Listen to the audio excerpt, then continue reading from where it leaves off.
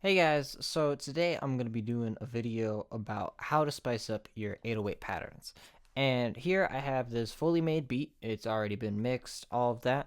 And let me just show you this loop real quick.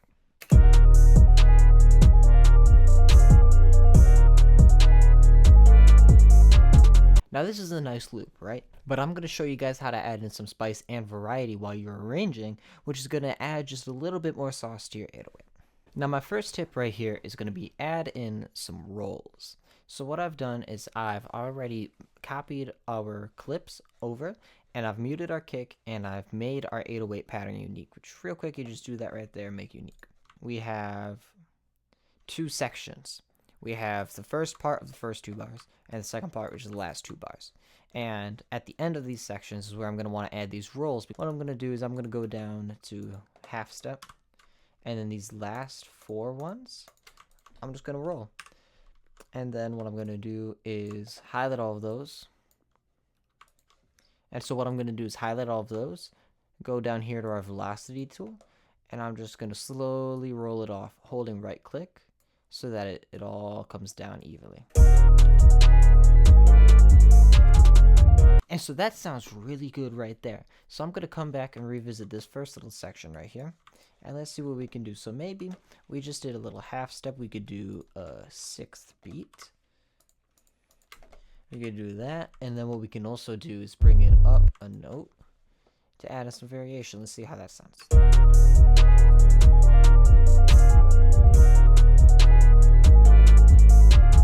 And so let's see how it sounds with that kick now.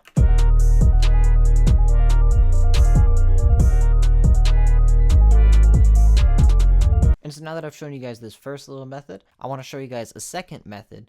And so what we're going to do is we're going to really play around with these kick timings. So it'll really help spice up your arrangement without really doing too much. So let's just listen to this real quick.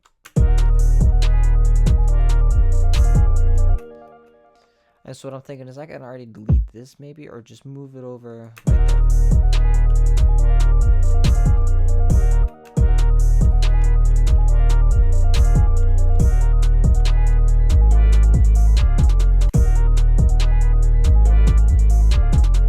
And so just with that really quick, simple change, you can really add a lot more variety to your bass pattern. Now the last but absolutely one of the most important tricks that I can give you right here is distortion. Now real quick, what I'm going to do is I'm going to go through two different distortion plugins that I personally really like to use. Now this first one is going to be a paid one. It's going to be Isotope's Trash 2. It seems a little complicated, but really all you need to know is you have an EQ, your distortion, another EQ, you have a different form of distortion, compressor, noise gate, all of that, gain, and then you can have some delay with a little bit of EQ and change that. Now what's really cool about this is really the customizability. You have a lot of options and you could do a lot with it, or you could do things on your own. But what I like to do is I like to start really in drive, and let's just see how it sounds.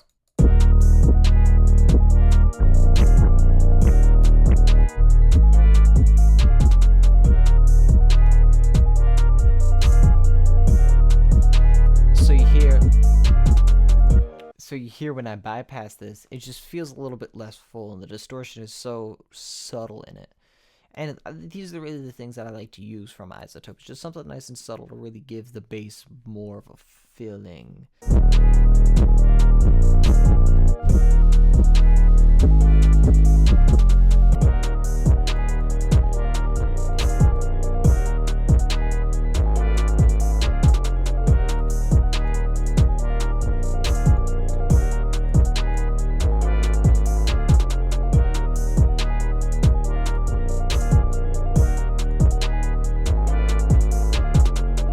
And so that's just one really quick way on how to distort. And what we can do now is we can go and replace this with one of my other favorite ones, is fast distortion. This is where you need some quick, dirty sandpaper distortion. Let's hear this.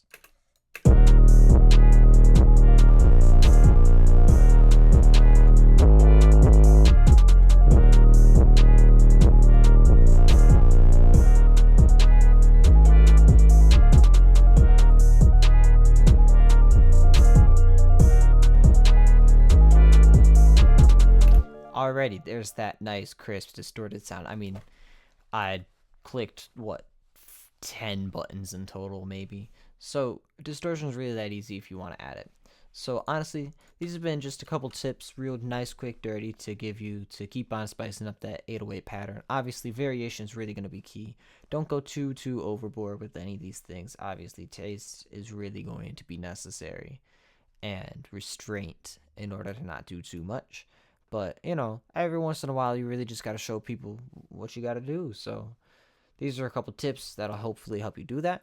And I hope you guys enjoyed. If you did, and you want more melodies like what I did today, check out in the description below. There's going to be a link to my World Eater loop kit. It's going to be completely free. You can grab any loop you want from there. Go use that. Make sure you just tag me on BeatStars. And yeah, I hope you guys enjoyed this. I hope it was informational. If it was, share it with a friend that you think would like to know this.